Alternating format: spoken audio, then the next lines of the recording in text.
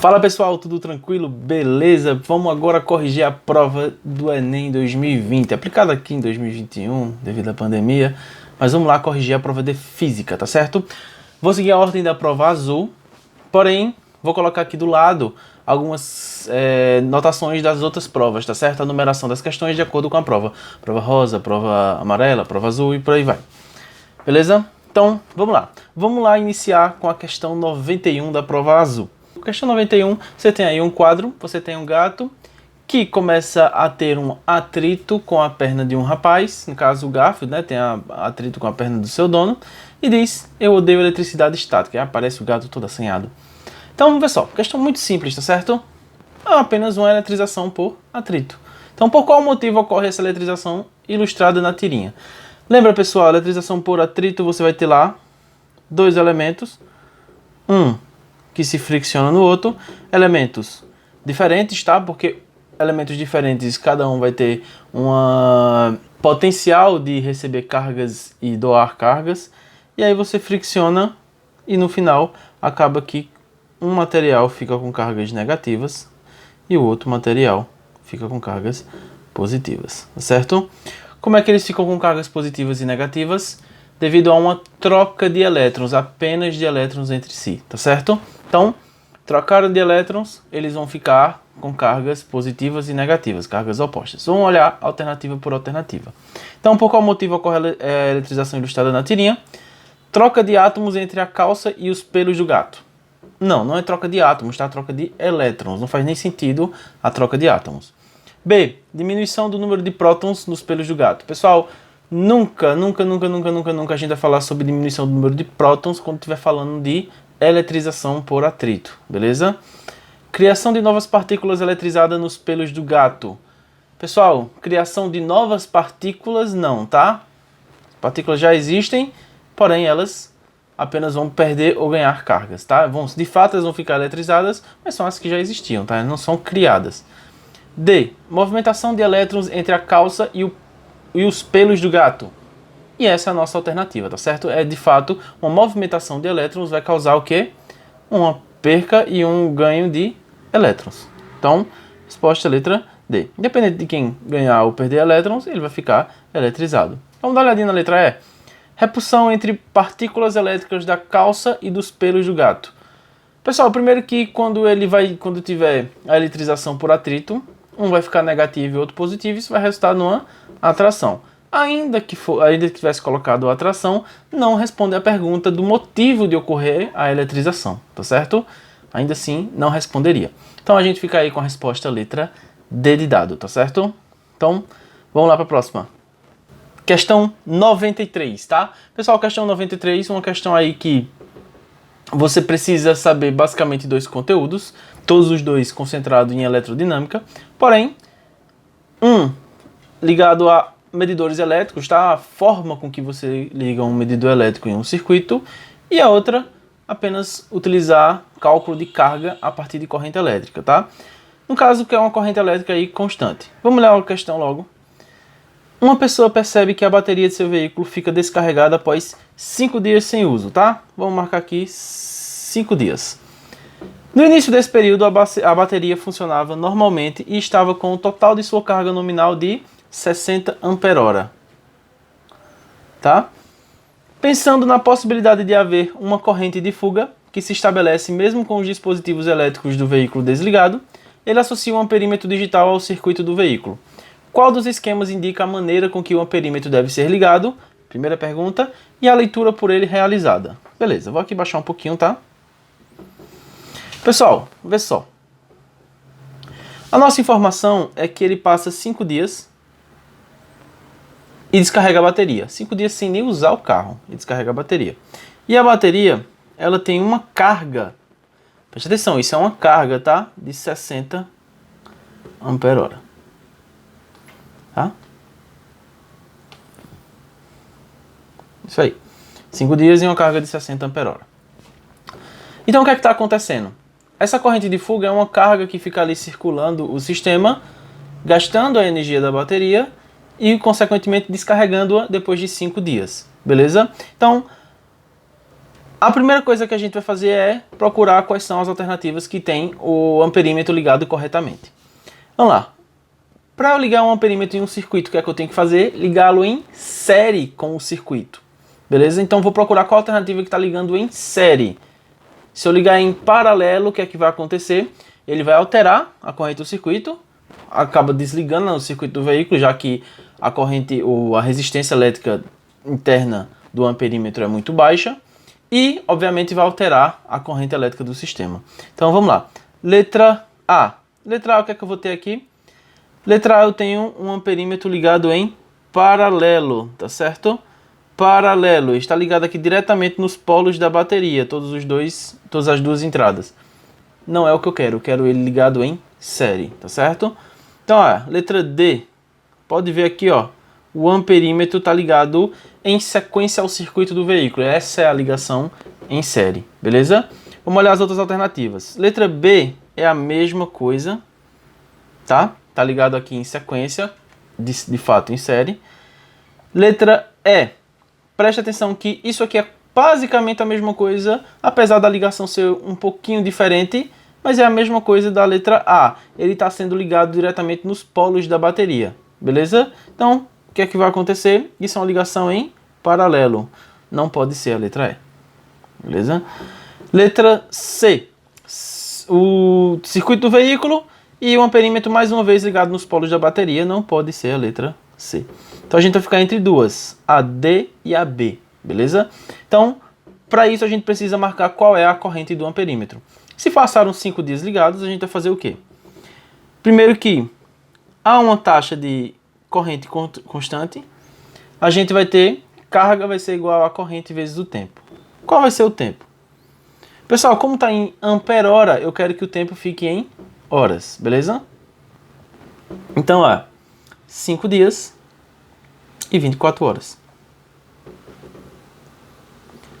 5 vezes 24 vai ficar igual a 120 horas. Vamos lá.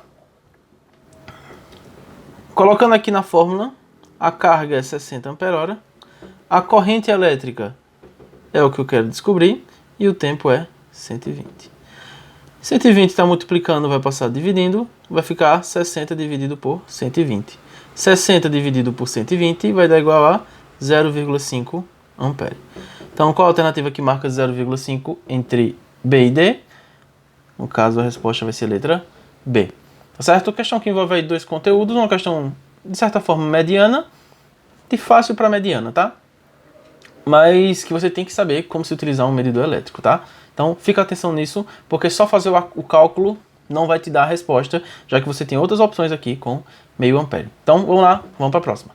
Vamos lá, pessoal. Questão 98. Pessoal, essa questão envolve a parte de eletromagnetismo, tá? Mais especificamente, indução eletromagnética. Então, vamos lá. Em uma usina geradora de energia elétrica, seja através de uma queda d'água ou através de vapor sob pressão, as pás do gerador são postas a girar.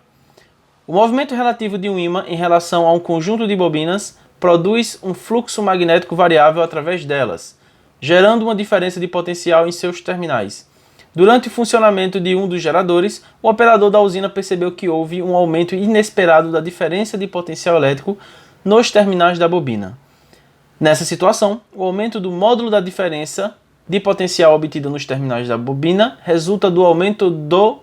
Pessoal, uma questão clássica aqui de indução eletromagnética. Basicamente, a gente vai olhar lembrando da fórmula, tá? Uma diferença de potencial causada por uma variação de fluxo dividido pelo tempo, tá? Quanto mais variar um fluxo em um intervalo de tempo cada vez menor, a gente vai ter uma maior diferença de potencial, tá? É o que a gente quer observar aqui. Então, o que a gente vai procurar nas alternativas? A gente vai procurar qualquer uma que fala sobre variação de fluxo, tá?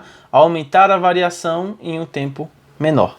Então, vamos lá, letra A.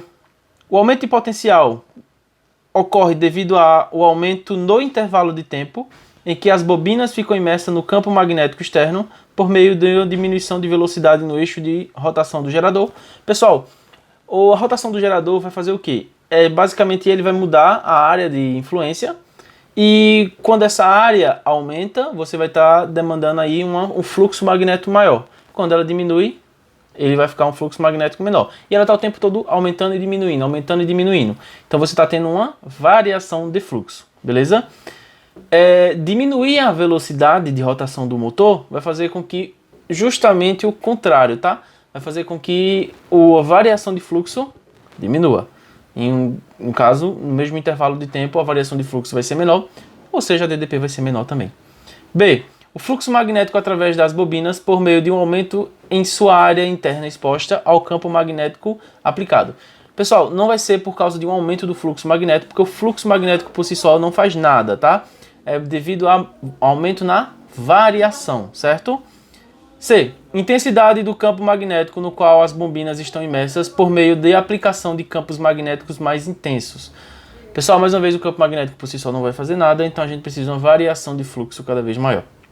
D. Rapidez com que o fluxo magnético varia, check, das bobinas, por meio de um aumento em sua velocidade angular. Tá? Então, o que acontece? A turbina vai girando cada vez mais rápido e a variação do fluxo do magnético vai variar cada vez mais rápido. E essa é a nossa resposta, tá? Sem dificuldade nenhuma, resposta nossa letra D. Letra E. Resistência interna do condutor que constitui as bobinas por meio de um aumento na espessura dos terminais. Não tem nada a ver essa aí está totalmente fora. Então a resposta aqui nossa, letra D, beleza? Vamos lá, questão 99, uma questão sobre cinemática, movimento uniforme e movimento uniformemente variado, tá? Você foi contratado para sincronizar os 4 semáforos de uma avenida indicados pela letra O, A, B e C.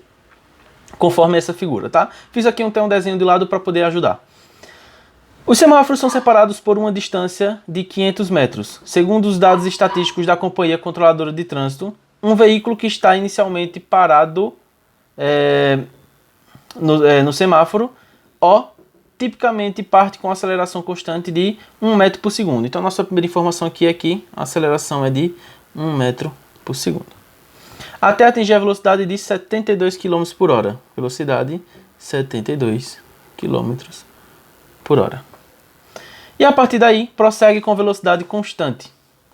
Você deve ajustar os semáforos A, B e C, de modo com que eles mudem para a cor verde quando o veículo estiver a 100 metros de cruzá-los, para que ele não tenha que reduzir a velocidade em nenhum momento. Considere essas condições aproximadamente quanto tempo depois da abertura do semáforo O, os semáforos A, B e C devem abrir respectivamente. Então, ele está aqui nesse ponto inicial, beleza? Então, esse carro está aqui nesse ponto inicial, ele está parado. Ele vai começar a acelerar, ou seja, vai haver o movimento uniforme. Então, vou fazer o cálculo aqui separado. Então, vai haver o movimento uniformemente variado, beleza? Quando ele atingir a velocidade de 72 km por hora, ele vai iniciar um movimento uniforme. Beleza? Então, vou botar até aqui embaixo, movimento uniforme. Então, eu quero que os semáforos abram quando o carro estiver nessa posição aqui, TA, nessa posição aqui B, TB, nessa posição aqui de C, TC, certo? Eu não quero quando ele atravesse o semáforo, eu quero quando eles estiverem a 100 metros do semáforo, tá? Que foi o comando da questão.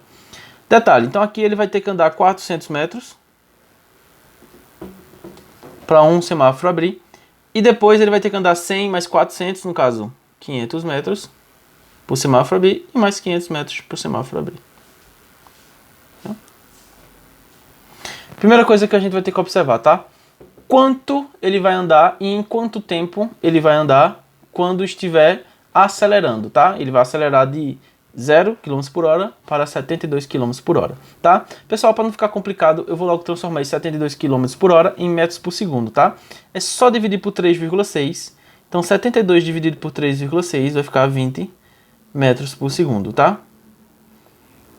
Pode fazer a divisão aí, vai ser 20 metros por segundo. Então, vamos lá. Movimento uniformemente variado. Primeiro eu vou aplicar a Torricelli. Velocidade final ao quadrado, igual a velocidade inicial ao quadrado, mais 2 vezes a aceleração vezes a distância. Então, velocidade final vai ficar 20 ao quadrado, a 0 ao quadrado, mais 2 vezes a aceleração, que é 1, vezes a distância. Eu quero saber quanto é a distância que ele vai percorrer.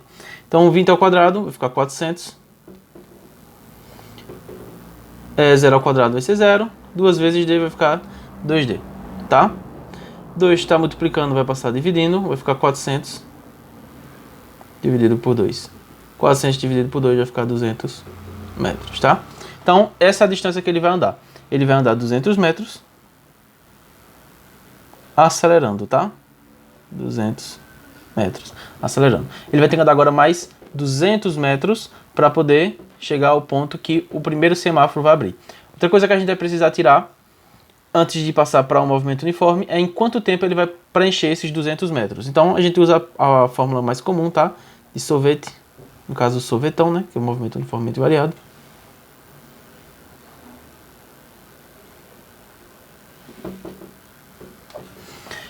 Vamos lá. O espaço final que eu vou querer é os 200 que eu calculei ali em cima. Espaço inicial é 0, velocidade inicial é 0. Aceleração é 1, dividido por 2, vezes t ao quadrado. Então 2 está dividindo, vai passar multiplicando. Então vai ficar 200 vezes 2, 400. E passa a raiz, tá? Raiz quadrada de 400 vai ficar 20 segundos. Então esse período aqui vai demandar 20 segundos. Tranquilo? Vamos lá. Os próximos 200 metros vai demorar quanto tempo? Vai ser em movimento uniforme, então a gente pode aplicar a fórmula mais comum. Sorvete. Então, ó, eu quero andar até a distância 400, sendo que eu comecei na distância 200, né? Eu vou começar o movimento uniforme nesse trecho aqui. Então, mais a minha velocidade, que já é 20, tá? Eu já acelerei até 20 vezes o meu tempo. Então, 200 passa para lá, vai ficar 400 menos 200 igual a 20t. 400 menos 200, 200 vezes 20t. 20 está multiplicando, vai passar dividindo. Então vai ficar 200 dividido por 20. Corta aqui, vai ficar 10 segundos. Então, vou até marcar com a caneta um pouquinho diferente. Daqui para cá ele vai andar mais 200 metros e ele vai demandar mais 10 segundos. Tá? Vamos lá, com isso a gente já tem o primeiro instante de tempo, tá? Então, aqui ele demandou 20 segundos, mas aqui mais 20 segundos. Então aqui a gente vai ter um total de 30 segundos. Beleza? E agora, desses 30 segundos, daqui até aqui, quanto tempo ele vai demandar? Mais uma vez a gente vai aplicar a equação de movimento uniforme, tá? Então,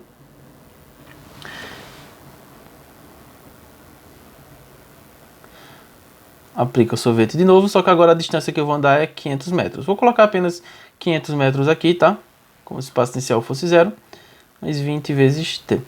Então, o tempo vai ficar 500 dividido por 20. Corta aqui, vai ficar 25 segundos. Então, ó, mais 25 segundos, mais 25 segundos. Pessoal, aqui ele vai fazer o mesmo tipo de movimento, então mais 25 segundos. Daqui para cá ele vai demorar os 30 segundos que a gente calculou aqui no início, tá? 20 do movimento uniformemente variado, mais 10 do movimento uniforme. Então daqui para cá, 30 segundos. Daqui para cá, 25. Vamos lá. Aqui vai marcar que tempo? Aqui vai marcar o tempo de B abrir o sinal, que é 30 mais 25. 30 mais 25 vai ficar 55. E aqui vai marcar o outro tempo. 55 mais 25 vai ser 80 segundos, tá? Então, ó, o primeiro sinal vai abrir com 30 segundos, que é esse sinal verdinho, o sinal B, o sinal A. O segundo sinal, sinal azul, vai abrir com 55 segundos e o terceiro sinal vai abrir com 80. Qual vai ser a resposta? 30,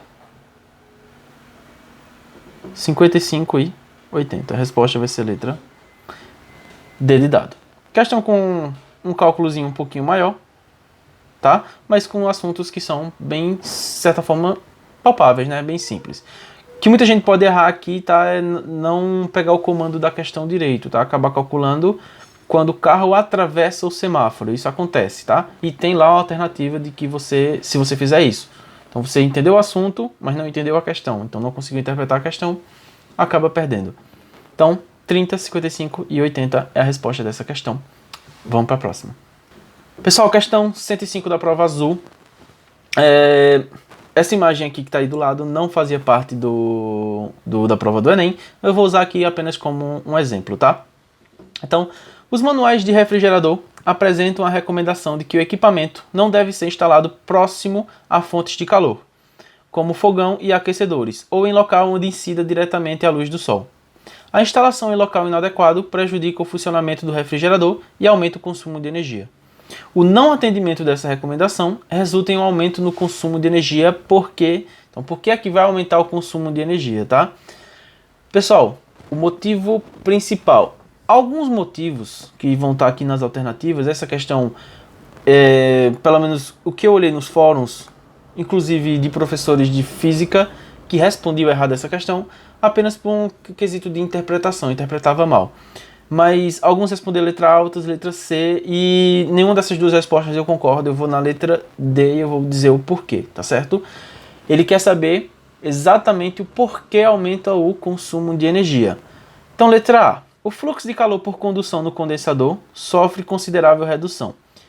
Primeiramente, o fluxo de calor principal que acontece no condensador, que é esse aqui de vermelho, ele acontece por irradiação, tá? Você entende que ele fica na parte de trás e ele fica em contato com o ar. Pode até haver convecção, mas o principal é ele irradiar energia para fora, até ele perder energia por irradiação. Então, de fato, eu não vou nem marcar essa questão. E ainda que tivesse irradiação, não é exatamente o motivo com que faz ele gastar mais energia, tá? Letra B. A temperatura da substância refrigerante no condensador diminui mais rapidamente. Vamos lá. Se ela diminuísse mais rapidamente, isso seria uma coisa boa, né? Então essa alternativa já está contra aí o pedido da questão. Não iria gastar mais energia se você ir contra as recomendações, já baixasse a sua temperatura. Então, retira aqui a letra B. C. O fluxo de calor promove significativa elevação da temperatura no interior do refrigerador. Pessoal, o fluxo de calor no interior do refrigerador, eu não acho que seja um motivo para você demandar mais energia. Fora que o refrigerador vai estar fechado, isolado do meio externo, com seus meios de isolamento, portanto, o ambiente externo não vai influenciar tanto no externo, não assim diretamente, tá? Ele vai influenciar aqui por essa região externa. D. A liquefação da substância refrigerante no condensador exige mais trabalho do compressor. Então, pessoal, existe uma substância que ela fica trocando entre o estado gasoso e o estado líquido, tá? O estado gasoso para fazer as trocas de calor e o estado líquido é quando ela passa pelo compressor, tá? Então, aqui no compressor você vai ter uma liquefação de um líquido refrigerante, né? No caso de um gás refrigerante, que é o responsável por diminuir a temperatura debaixo por dentro do refrigerador. Então, o que é que acontece? O fato de o líquido refrigerante já chegar mais quente, o gás chegar mais quente no caso, o trabalho que o compressor vai ter para poder liquefazer o líquido vai ser maior, fazendo com que essa alternativa seja justamente a responsável pelo aumento do consumo de energia, beleza? Letra E. As correntes de convecção nas proximidades do condensador ocorrem com maior dificuldade. Mais uma vez, o principal elemento de resfriamento ali do condensador é por irradiação, tá certo? Então, a resposta aqui fica sendo a letra D. Vamos para a próxima. Pessoal, questão 106 é uma questão sobre pressão, tá? Uma questão sobre hidrostática, mais especificamente pressão. Diz o seguinte: um mergulhador fica preso ao explorar uma caverna no oceano. Dentro da caverna formou-se um bolsão de ar, como mostrado na figura, onde o mergulhador se abrigou. Durante o resgate, para evitar danos a seu organismo, foi necessário que o mergulhador passasse por um processo de descompressão antes de retornar à superfície, para que seu corpo ficasse novamente sob pressão atmosférica. O gráfico mostra a relação entre os tempos de descompressão recomendados para indivíduos nessa situação e a variação de pressão. Vamos lá, tem um gráfico aqui.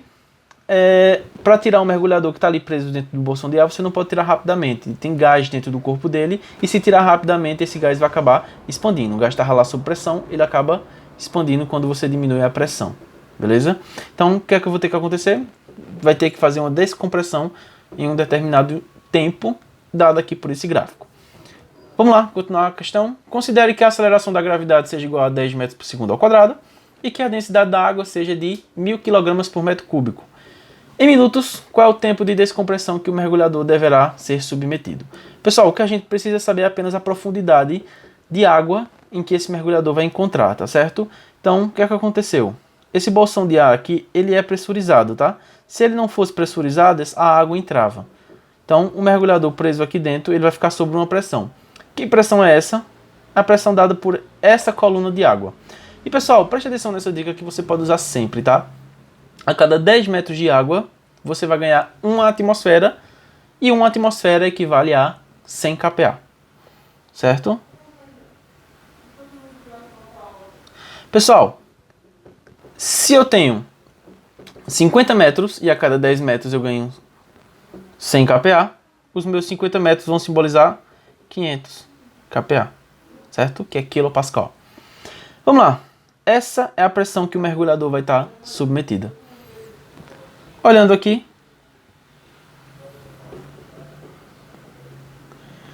a 500 kPa, o tempo de descompressão vai ser de 60 minutos. Resposta letra C, respondendo a questão aí de uma maneira até mais simples, tá?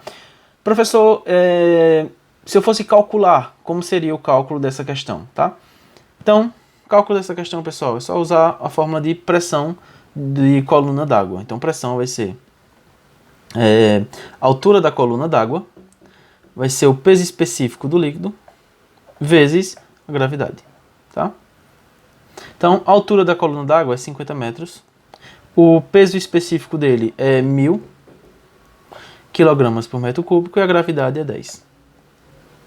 Então, ó, colocando aqui vai ficar 500 mil, tá? Ou 1, 2, 3, 4, 5. 5 vezes 10 a quinta Pascal. Ou até mesmo 500 quilopascal. Que é a minha resposta, tá? 500 quilopascal, que me dá o tempo de descompressão de 60 minutos. Tranquilo? Então aí tem a fórmula de cálculo e a fórmula que eu indico você. Não é um valorzinho que não, basicamente não vai fazer nada para você. Você não precisa memorizar muita coisa. É apenas que saber que a cada 10 metros de água você vai ganhar uma atmosfera de pressão. E uma atmosfera de pressão tem 100 kPa de pressão, tá certo? Vamos lá, questão 107. Questão 107 lá da prova azul. A Torre Eiffel, com seus 324 metros de altura, feita com treliças de ferro, pesava 7.300 toneladas quando terminou de ser construída em 1889. Um arquiteto resolve construir um protótipo dessa torre em escala 1:100. Então aqui, ó, 1:100, usando os mesmos materiais. Cada dimensão linear em escala de 1:100 do monumento real. Considere que a torre real tem uma massa m-torre e exerça na fundação sobre a qual foi erguida uma pressão p-torre. O modelo construído pelo arquiteto terá uma massa m-modelo e exercerá uma pressão p-modelo. Como a pressão exercida pela torre se compara com a pressão exercida pelo protótipo? Ou seja, qual é a razão entre as pressões p-torre e p-modelo? Tá? Então eu quero saber a diferença entre p-torre e p-modelo. Vamos fazer o seguinte, pessoal.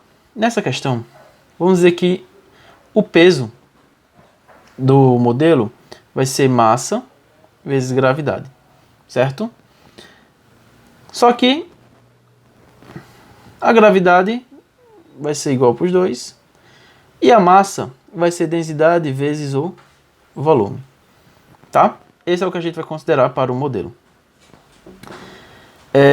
Eu não estou colocando P aqui para o peso para não confundir com a pressão, tá? Eu vou deixar P apenas para pressão. Eu vou botar Fg para força gravitacional.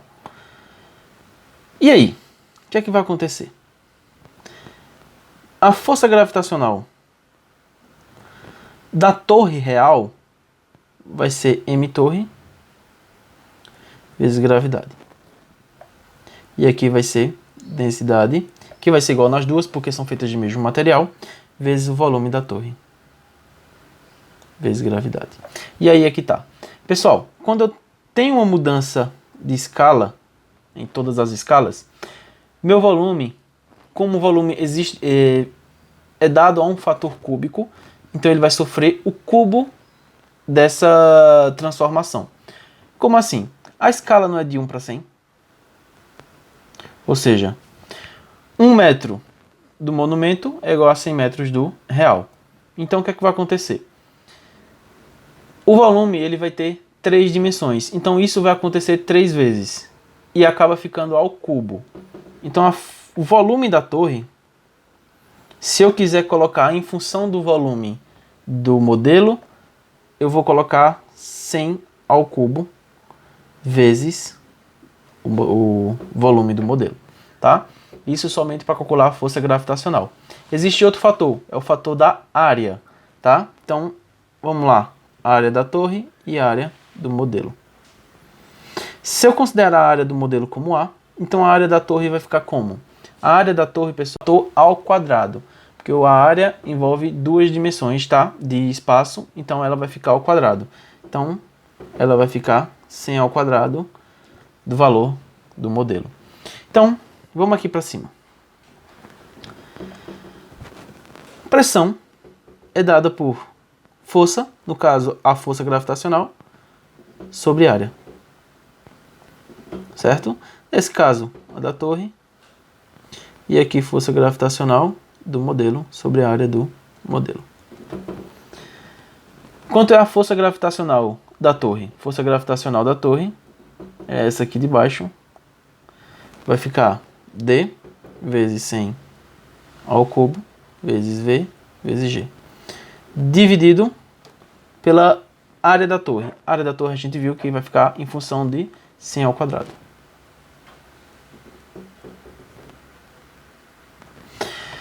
Vamos lá. Agora vamos para o do modelo. O do modelo a gente usou como um padrão, tá? dVg dividido pela área, tá? Aqui em cima que eu esqueci de colocar a área. Mas basicamente é isso. O que é que vai acontecer aqui em cima? A gente vai cortar os elementos iguais, tá?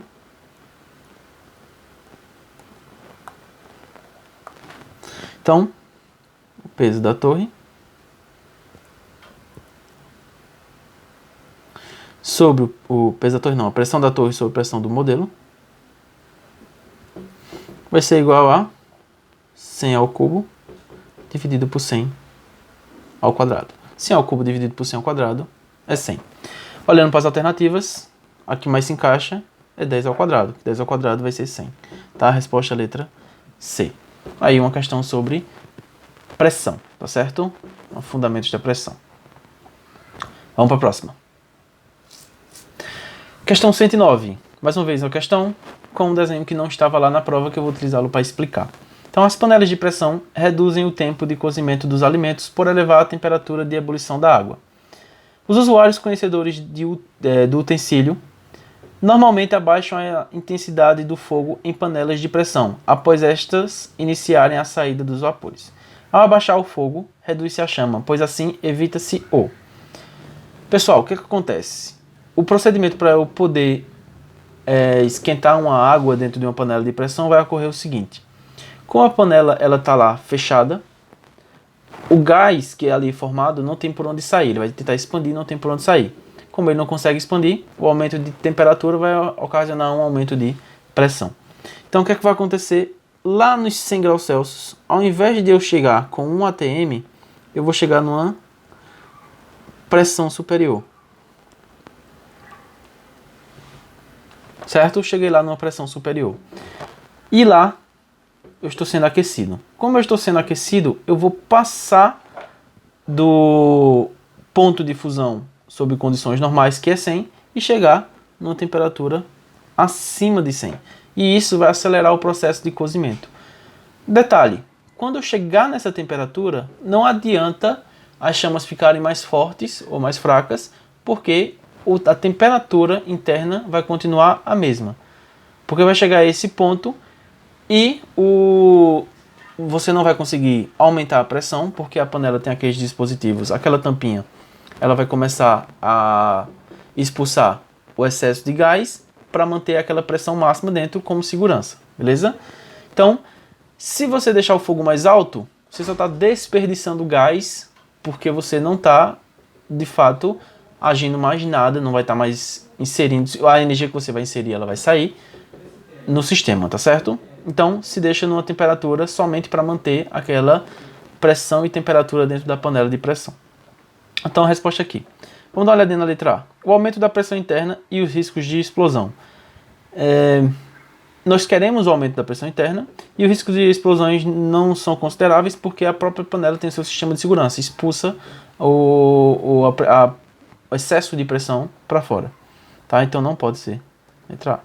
B. A dilatação da panela e a desconexão com sua tampa. Pessoal, a panela, geralmente, ela é panela de pressão, ela já tem um formato em que a pressão vai fazer com que a panela fique difícil de abrir, certo? Por quê? Faz de conta que isso é uma panela de pressão, tá? Quando você faz pressão aqui na tampa da panela, ela vai empurrar aqui contra esse sistema e vai fazer com que fique mais difícil de abrir. Ou seja, quanto mais pressão, mais difícil de abrir a tampa da panela. Então, corta essa aqui. Perda da qualidade nutritiva do alimento, nada a ver. D. Deformação da borracha de vedação. Também nada a ver. Tá? Ela pode até deformar, ela pode até se comprimir mais, mas isso não é algo que você está querendo evitar. Letra E. O consumo de gás desnecessário. Resposta, letra E. Tranquilo? Vamos lá para a próxima. Questão 111 aí. Os fones de ouvidos tradicionais transmitem a música diretamente para os nossos ouvidos. Já os modelos dotados de tecnologia redutora de ruído, cancelamento de ruído, além de transmitirem música, também reduzem todo ruído inconsistente à nossa volta, como o barulho de turbinas de avião e aspiradores de pó. Os fones de ouvidos não reduzem barulhos irregulares, como discursos e choros de bebê. Mesmo assim, a supressão do ronco das turbinas do avião contribui para reduzir a fadiga de ruído. Um cansaço persistente provocado pela exposição a um barulho alto por horas a fio. Esses aparelhos também permitem que nós ouçamos músicas ou assistamos a vídeos no trem ou no avião a um volume muito menor e mais seguro. A tecnologia redutora de ruído, CR, utilizada na produção de fones de ouvido, baseia-se em qual fenômeno ondulatório? Pessoal, essa questão é muito simples, tá? Sobre ondulatória. Basicamente, você vai ter ali, vou deixar aí com uma animaçãozinha, mas duas ondas elas vão se encontrar e elas vão ser eliminadas justamente no ponto em que você ouviria, certo? Que é justamente essa onda que ela possui uma certa regularidade, esse ruído que possui uma certa regularidade, ele é cancelado lá pelo seu fone de ouvido. Então a resposta aqui fica sendo pelo fenômeno de interferência. Resposta letra B. Tranquilo? Vamos lá, questão 113. Sobre lançamento horizontal. Nos desenhos animados, com frequência, se vê um personagem correndo na direção de um abismo, mas ao invés de cair, ele continua andando no vazio e só quando percebe que não há mais nada sob seus pés é que ele para de andar e cai verticalmente. No entanto, para observar uma trajetória de queda num experimento real, tá? Diferente desse falado aí no exemplo, pode-se lançar uma bolinha com velocidade constante V0 sobre a superfície de uma mesa e verificar o seu movimento de queda até o chão. Qual figura melhor representa a trajetória de queda da bolinha, tá? Pessoal, o movimento horizontal é a composição de dois movimentos, tá? O lançamento horizontal é a composição de dois movimentos, um horizontal e um vertical, tá? Então, o vertical, ele entra em movimento uniformemente variado, tá? Ele é um movimento de queda. E o horizontal, ele entra em movimento uniforme, já que não vai ter nenhuma aceleração nessa direção, beleza? Nenhuma força para acelerar ou desacelerar o corpo. Então, pessoal, a questão, eu acredito que é a mais fácil aí da prova. O único movimento que retrai essa combinação é a resposta da letra D. Tranquilo? Resposta da letra A é o que foi falado no enunciado, só que ele quer justamente no experimento real. Isso aqui é como se fosse no desenho. Resposta da letra B, né, não faz sentido fazer esse tipo de movimento. Resposta da letra E, não faz sentido, isso é só se o movimento horizontal fosse acelerado, que não faz nenhum sentido. E letra C, como ele tem uma velocidade de V0 de lançamento inicial, ele não vai cair verticalmente para baixo, ele vai um pouco para frente, tá? Então a resposta só pode ser a letra D mesmo. Tranquilo? Questãozinha sobre trajetória, tranquila. Vamos lá, questão 114. Dois engenheiros estão verificando se uma cavidade perfurada no solo está de acordo com o planejamento de uma obra, cuja profundidade requerida é de 30 metros. O teste é feito por um dispositivo denominado oscilador, de áudio de frequência variável, que permite relacionar a profundidade com os valores da frequência de duas ressonâncias consecutivas. Assim, como em um tubo sonoro fechado, a menor frequência de ressonância que o aparelho mediu foi de 135 Hz. Considere que a velocidade do som dentro da cavidade perfurada é de 360 metros por segundo. Se a profundidade estiver de acordo com o projeto, qual será o valor da próxima frequência de ressonância que será medida? Pessoal, uma questão aqui que pode até causar uma pequena confusão no início. É uma questão sobre tubos sonoros fechados. E pode causar justamente uma confusão, porque aqui tem dizendo a menor frequência de ressonância que o aparelho mediu foi de 135 Hz. Detalhe, a menor frequência que o aparelho mediu não é exatamente a menor frequência possível, tá? A menor frequência possível é outra. Tranquilo? Então, cuidado, não vai colocar a menor onda possível aqui nesse sistema, tá? Caso uma onda deste formato aqui não é exatamente a menor onda que vai caber aqui dentro, tá? Até porque uma onda desse tamanho sonora de 30 metros, com esse comprimento de onda, teria uma frequência absurdamente baixa. Então, aqui eu tenho 30 metros. Tá? Então, vamos lá. O que é que vai acontecer? Você tem a menor onda possível aqui. E você tem a onda que realmente, de fato, se encaixou. O que é que eu vou tentar fazer aqui para vocês? Pessoal, tubos sonoros, eles envolvem algumas fórmulas que eu não considero que as pessoas decorem. Eu prefiro que as pessoas saibam como achar essa fórmula, porque você não vai ter uma fórmula a mais para decorar durante a prova, tá? Para a prova. Então, vê só.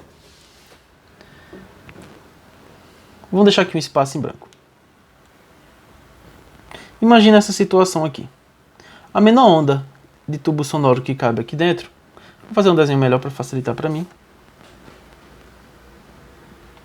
A menor onda de tubo sonoro seria esta aqui, tá?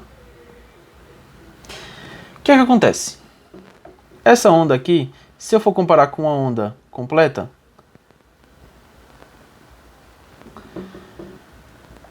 você vai ter um pedaço da onda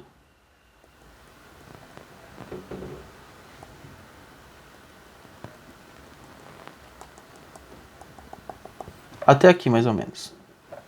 Certo? Outro pedaço de onda até aqui, mais ou menos. Outro pedaço de onda até aqui, mais ou menos. Outro pedaço de onda até aqui, mais ou menos, tá? Eu vou fazer a onda duplicada, tá?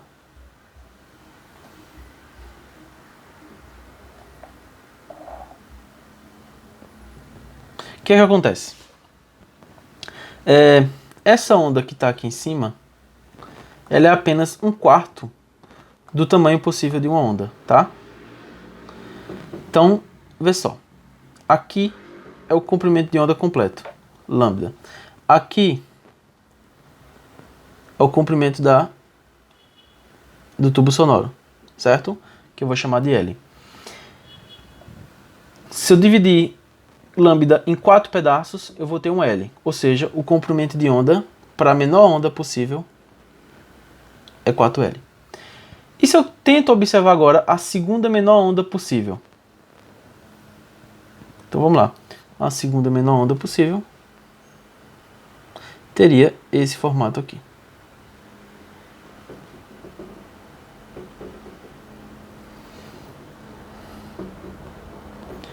E se eu fosse fazer uma onda completa,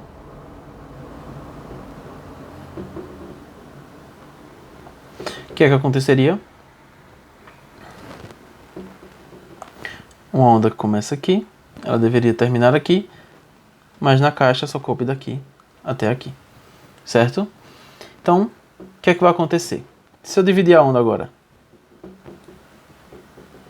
a caixa vai ser L, e eu divido a onda mais uma vez em 4 pedaços.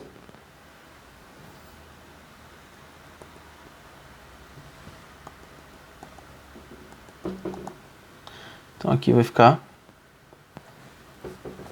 o total vai ser lambda, e aqui vai ser lambda dividido por 4, lambda dividido por 4, lambda dividido por 4, lambda dividido por 4. O que é que vai acontecer? 3 pedaços de lambda dividido por 4 vai ser igual a 1L.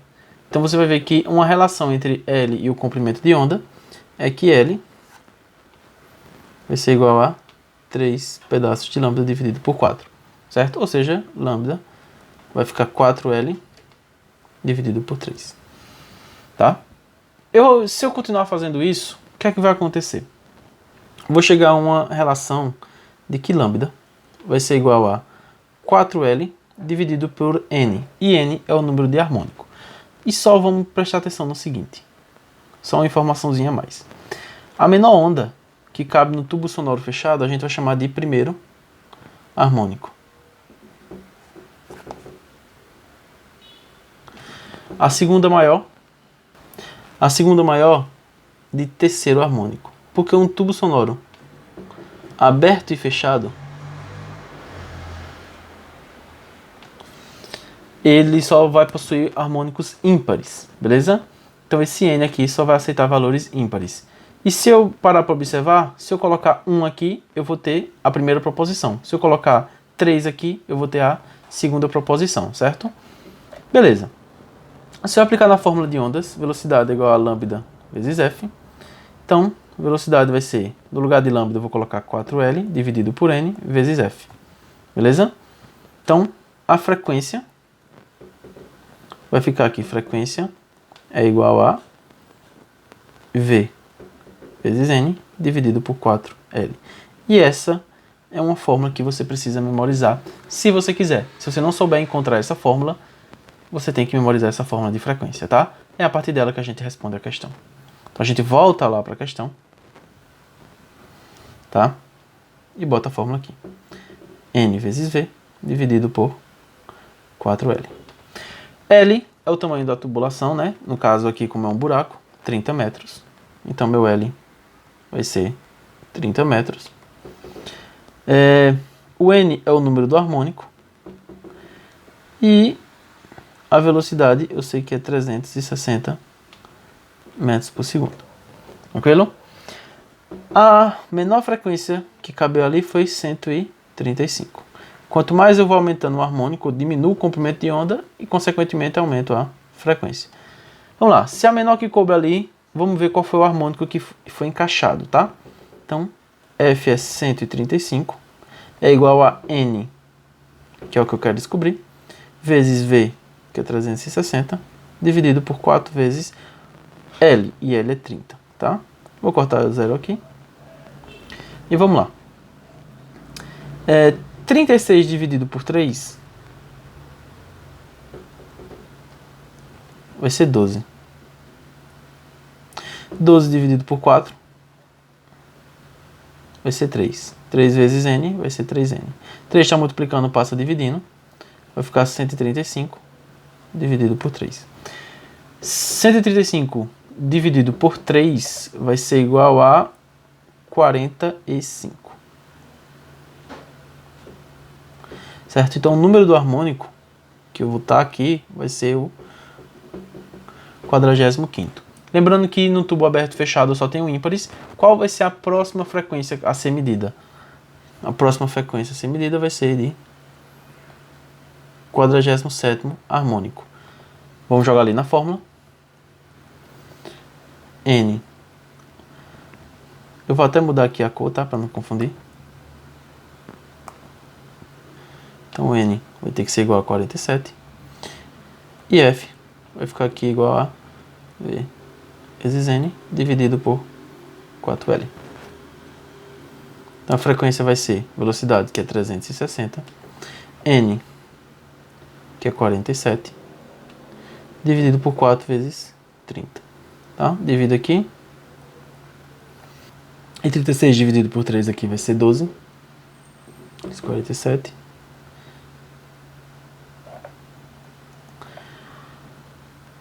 Doze dividido por 4 vai ser 3, vai ficar 47 vezes 3. Então, 47 vezes 3 vai ser 141 Hz.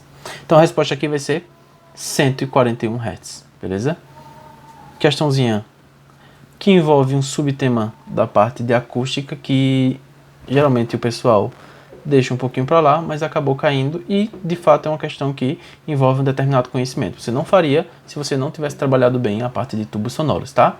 No caso aqui o tubo sonoro aberto e fechado, tranquilo? Vamos lá para a próxima questão. Questão 116 sobre eletrodinâmica, tá? O estudante tem uma fonte de tensão com corrente contínua que opera em tensão fixa de 12 volts. Como precisa alimentar equipamentos que operam em tensões menores, ele emprega 4 resistores de 100 ohms para construir um divisor de tensão. Obtém-se esse divisor associando os resistores. Obtém-se esse divisor associando os resistores, como exibido na figura. Os aparelhos podem ser ligados entre os pontos A, B, C, D e E, dependendo da tensão especificada, tá? Ele tem um equipamento que opera em 9 volts, com uma resistência interna de 10 kΩ. Entre quais pontos do divisor de tensão esse equipamento deve ser ligado para funcionar corretamente e qual será o valor da intensidade da corrente nele estabelecida? Pessoal, aqui vai uma dica nesse tipo de questão, tá? É uma questão que, se você tentar fazer ela da forma bem corretinha, você vai acabar perdendo tempo e certamente você vai fazer uns cálculos um pouquinho mais complicados, tá? Por que eu estou falando isso? Pessoal, nessa associação aqui em série, eu sei que esses 100 ohms, cada um deles vai consumir nessa forma que ele está ligado, eles vão consumir a mesma tensão, tá? Então, se eu pegar 12 volts e dividir a tensão, cada resistor desse vai consumir 3 volts, tá? Não preciso nem fazer cálculo utilizando a lei de Ohm, tá? Beleza. O que é que acontece agora? Pessoal, eu preciso de 9 volts, tá? Onde eu posso ligar para conseguir 9 volts? Então eu tenho que ligar. Se eu ligar entre A e C, se eu pegar entre A e C, eu vou ter 6 volts. Já não pode ser. Entre B e E, eu tenho 9 volts, então é possível. Entre A e D tenho 9 volts, também é possível. Entre B e E, 9 volts, então também é possível. E entre A e E eu vou ter 12 volts. Não é possível, tá? Eu quero 9 volts do funcionamento do equipamento. Agora vamos lá. Vou colocar em uma posição qualquer, tá? Vou colocar aqui. Se eu ligar meu equipamento aqui, e o equipamento tem 10 kΩ. Você percebe que aqui esses resistores vão ficar ligados em série. E o resultado deles vai ficar ligado em paralelo com esse resistor de baixo. Só que o que acontece? Como são 10 kΩ comparado a 300 ohms, não precisa fazer a conta de associação em paralelo. Por quê? Porque como é muito maior, a resistência equivalente entre os dois vai ser basicamente 300 ohms também. Tá? Então não é necessário fazer este cálculo. E aqui no início, ó, você vai ter uma corrente elétrica. Essa corrente aqui, maior parte vai passar para cá. E uma pequena parte vai passar para cá. Tá certo? Vamos lá. Eu quero justamente essa pequena parte. Se entre B e E, ou qualquer que seja a ligação, eu vou ter 9 volts. Então a diferença de potencial é de 9 volts. E é só fazer o cálculo. U igual a R vezes I. U é os 9 volts. R do equipamento, que eu quero saber a corrente que passa no equipamento. 10.000 vezes I. Então vai ficar 9 dividido por 10.000. Tá? 9 dividido por 10.000, eu vou fazer o seguinte, eu vou colocar em quiloohm, porque quando eu coloco em quiloohm, o resultado da corrente vai sair em miliampere, tá? Então vai ficar 0,9 miliampere. Então a resposta aqui fica sendo a letra D de dado. É uma questão que eu consegui simplificar, porém, se você for fazer ela à risca, acaba fazendo ela por uma forma um pouco mais complicada, tá? Então, essas metodologias eu vou dar em algumas aulas separadas, tá? Porque elas envolvem você saber a diferença entre os números. Lembra de uma regrinha lá de que numa associação em paralelo, a resistência vai ser menor do que a menor das resistências? Então é justamente esse caso, tá? Vai ficar, se você fizer o cálculo, vai ficar entre média em 298 e 299. É muito pequeno a redução de resistência numa resistência equivalente comparado a o que vai mudar de efetivo no cálculo, tá? Então, essa é a forma correta de se fazer. Eu sei que o correto que você pode achar é fazer a associação em paralelo, porém isso vai te comer muito tempo na prova que você não tem tanto tempo assim. Depois eu vou experimentar aqui fazer o cálculo e mostrar a vocês como é o cálculo se você tentar fazer a resistência em paralelo aqui, tá? Mas, a princípio, a resposta é a letra D. E vamos para a próxima questão. Pesquisadores dos Estados Unidos desenvolveram uma nova técnica que utiliza raios de luz infravermelha, invisíveis a olho nu, para destruir tumores. Primeiramente, o paciente recebe uma injeção com versões modificadas de anticorpos que têm a capacidade de grudar apenas nas células cancerosas. Sozinhos, eles não fazem nada contra o tumor.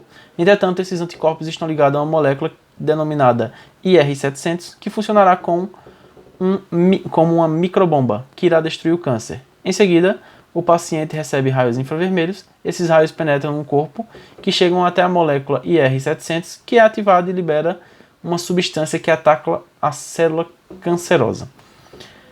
Com base nas etapas de desenvolvimento, o nome apropriado para a técnica descrita é... Pessoal, vamos lá. A primeira coisa, informação que você tem que ter é que se trata de um raio de luz infravermelho, tá? Então, se eu estou utilizando raio de luz infravermelho, eu já sei que não vai ser radioterapia, porque radioterapia utiliza ondas de rádio, tá? Que é uma frequência diferente, uma frequência até menor do que a da infravermelha. Cromoterapia, pessoal, cromoterapia, se esse cromo significa por uma onda, é uma onda de cores, tá? Onda de cores está um pouquinho na frente da infravermelho, então não tem como ser ele. Quimioterapia, aí já é um tratamento químico. Fotoimunoterapia vai remeter justamente à nossa resposta, tá? Que aí eu estou falando de uma ativação de molécula a partir de uma luz infravermelho. Então, fotoimunoterapia vai ser a resposta da nossa questão, tá? E terapia magnética, como eu não estou falando de nenhum magnetismo, como sempre, eu nem adoro colocar uma alternativa que não tem nada a ver. A resposta nossa é a letra D de dado, tá? Vamos para a próxima. Mais uma vez que não tem uma imagem aí, questão 126. Você não tem a imagem da prova, tá? Essa imagem aqui ela não aparece na prova, mas eu coloquei ela aqui e vou colocar uma animaçãozinha para você ver como é que ocorre isso aí, porque é uma questão especificamente teórica e você tem que saber como funciona o processo aí da energia nuclear. Embora a energia nuclear possa ser utilizada para fins pacíficos, recentes conflitos geopolíticos têm trazido preocupações em várias partes do planeta e estimulando discussões visando o combate ao uso de armas de destruição em massa. Além do potencial destrutivo da bomba atômica, uma grande preocupação associada ao emprego desse artefato bélico é a poeira radioativa deixada após a bomba ser detonada. Qual o processo envolvido na detonação dessa bomba? Pessoal, uma questão aí de física nuclear. E basicamente essa questão está se tratando de quê? Essa questão ela está se tratando do átomo de urânio quando ele é provocado por nêutrons, quando ele é atingido por nêutrons, tá? Você vai ter o urânio, certo? Aqui em cima. Ele é atingido, ele é bombardeado por um nêutron. Essa soma aqui vai fazer o átomo se dividir em dois pedaços e vai liberar uma grande quantidade de energia, tá? E essa grande quantidade de energia vai se liberar átomos e mais 3 nêutrons e vai realizar uma reação em cadeia, tá certo? Então, vamos lá. O que é que vai acontecer? A resposta só pode ser a letra A. É uma questão de você sabe ou não sabe, você tem que ter isso aí na cabeça. Dá uma olhadinha aí na animaçãozinha e preste atenção. Pessoal, preste atenção aí nessa animação. Você vai ter uma fissão nuclear, o átomo de urânio enriquecido, 235 prótons e nêutrons, tá? Você vai pegar um nêutron acelerado, certo? E vai literalmente bombardear o átomo de urânio, certo? Nesse bombardeio vai liberar uma grande quantidade de energia e vai dividir o átomo em 2, tá certo? E mais em 3 nêutrons. Nesse processo, os 3 nêutrons vão bombardear mais 3 átomos de urânio e realizar uma reação em cadeia. Cada vez vai emitindo mais energia, tá certo? Então esse é o processo que dá origem às bombas nucleares, tá? Então isso é realmente o fato de saber ou não saber, tranquilo? Esse é o processo mais comum de realização de bombas nucleares e o processo que o ser humano já consegue controlar, tranquilo? A fusão o ser humano ainda não consegue controlar bem, como a fissão nuclear, tranquilo? Então, dado aí essa questão, vamos para a próxima. Vamos lá, questão 128. Mesmo para peixes de aquário, como o peixe arco-íris, a temperatura da água fora da faixa ideal, 26 a 28 graus Celsius, bem como sua variação brusca, pode afetar a saúde do animal. Para manter a temperatura da água dentro do aquário na média desejada, utilizam-se dispositivos de aquecimento com termostato. Por exemplo, para um aquário de 50 litros, de volume de 50 litros, pode-se utilizar um sistema de aquecimento de 50 watts, certo? Então, uma potência de 50 watts. Otimizado para suprir sua taxa de resfriamento. Essa taxa pode ser considerada praticamente constante, já que a temperatura externa ao aquário é mantida pelas estufas. Utilize para a água o calor específico de 4 kJ por quilograma graus, vou colocar aqui graus Kelvin, tá? Porque as variações de Celsius são iguais às variações de Kelvin, tá? E a densidade de 1 kg por litro. Se o sistema de aquecimento for desligado por 1 hora, qual é o valor mais próximo para a redução da temperatura da água no aquário? Então veja, se o sistema ele tinha com um sistema de aquecimento de 50 watts, ele mantinha constante, quer dizer que para manter constante o aquecedor mandava 50 watts e o aquário jogava 50 watts para fora. Se você tirar esse aquecedor de 50 watts, ele só vai fazer o quê? Jogar os 50 watts para fora, beleza? Então, vamos lá para o cálculo. Então, potência vai ser a quantidade de calor jogada para fora, tá? Energia térmica em trânsito emitida para fora, onde a potência é de 50 watts. O calor é dado por MC, ΔT. T maiúsculo para diferenciar temperatura do tempo, tá? Então, vê só. Um detalhe. Eu tenho o volume do aquário, mas não tenho a massa. Então, o que é que eu vou fazer? Lembra que densidade é massa sobre volume. Então, massa vai ser igual a densidade vezes volume. Então, no lugar de M, eu vou colocar densidade vezes volume, vezes C, vezes ΔT, dividido por ΔTzinho. Então, 50 vezes densidade da água. Vamos lá para os dados. A densidade da água é 1 kg por litro. O volume da água é de 50 litros. O calor específico é de 4 kJ, então vou colocar 4.000 joules aqui, por quilo por grau Celsius. A variação de temperatura é o que a gente quer. E ΔT é o tempo que ele vai ficar literalmente fora. No caso, 1 hora em segundos vai ficar 3.600 segundos. Então corta aqui, corta aqui.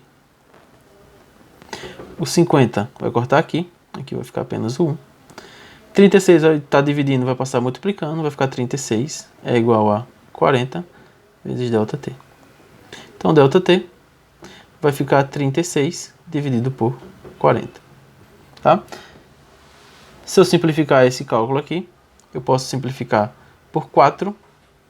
Então, aqui vai ficar 9 e embaixo vai ficar 10. 9 dividido por 10, 0,9 graus Celsius. Essa é a nossa variação de temperatura. resposta aqui, letra C. Certo? Questão clássica, geralmente o Enem adora colocar potência misturado aí com esse tipo de questão. Questão clássica do Enem, basicamente o mais esperado possível, tá? Então a resposta aqui, letra C, 0,9 graus Celsius. Vamos lá para a questão 130, nossa penúltima questão. Herschel, em 1880, começou a escrever sobre condensação da luz solar no foco de uma lente e queria verificar de que maneira os raios coloridos contribuem para o aquecimento. Para isso, ele projetou um anteparo de espectro solar obtido com um prisma, colocou termômetros nas diversas faixas de cores e verificou nos dados obtidos que um dos termômetros iluminados indicou um aumento de temperatura maior para uma determinada faixa de frequências.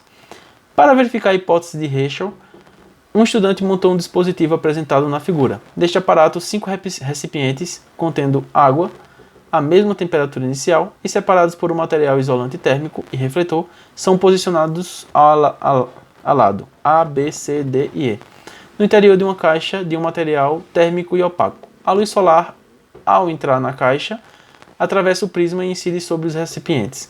O estudante aguarda até que ocorra o aumento da temperatura e afere em cada recipiente. Em qual dos recipientes a água terá maior temperatura ao final dos experimentos, tá?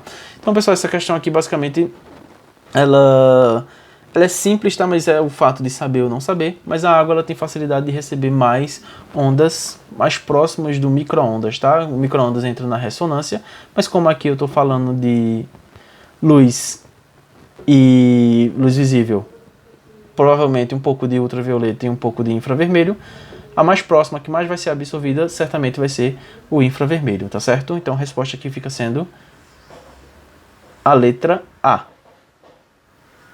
Certo?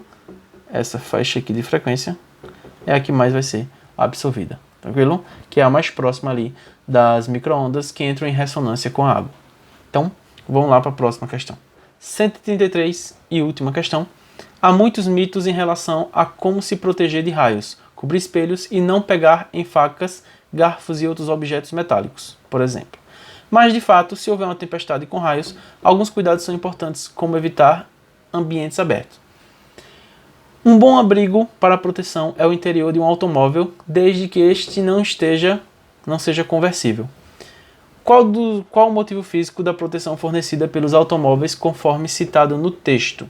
Pessoal, essa imagem também não está, mas é um caso clássico de blindagem eletrostática. Essa questão é muito simples. Você já pode fechar os olhos e procurar qualquer coisa sobre blindagem eletrostática, mas vamos lá analisar as alternativas. Isolamento elétrico dos pneus. Acho muito estranho alguém achar que um raio que saiu lá do céu bateu no carro separado por causa do pneu, tá? Então, o isolamento elétrico dos pneus, ele não vai fazer com que o raio não seja descarregado. Ele vai ser descarregado de todo jeito, tá? Pode não passar pelo pneu, pode passar pelo ar, mas ele vai ser descarregado de todo jeito. Então, a letra A não é. Efeito de para-raios da antena, não tem nada a ver, tá? Blindagem pela carcaça metálica é a nossa resposta, tá? Você vai ter lá um equilíbrio eletrostático que vai proteger basicamente todo mundo que estiver dentro, qualquer sistema que estiver dentro do carro, pela blindagem eletrostática. E a corrente elétrica não vai passar por dentro do carro, e sim pela parte externa. O escoamento da água pela lataria, nada a ver.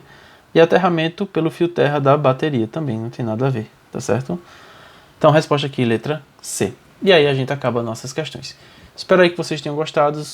Digam aí quantas vocês acertaram, quantas vocês erraram. Corrigindo um total de 17 questões, algumas com conteúdos mistos, elas podem ser consideradas também de química. E espero que vocês tenham acertado o máximo possível. E próximas semanas, ou essa semana ainda, eu vou estar lançando alguns vídeos para a nova jornada do Enem, tá certo? Você que quer fazer Enem em 2021, vou começar a mandar vídeos suficientes para que vocês assistam, pratiquem e sejam capazes de acertar todas as questões, tá? Então vai ser todo esse ano enviando vídeos e eu quero saber, se você quiser me acompanhar, no final de tudo, quero que você me diga se é ou não é possível fechar a prova de física do Enem, tá? Então, muito obrigado, eu vou ficando por aqui. Deixa um like aí, se inscreve no canal, que dá uma força muito grande. Até a próxima. Fui!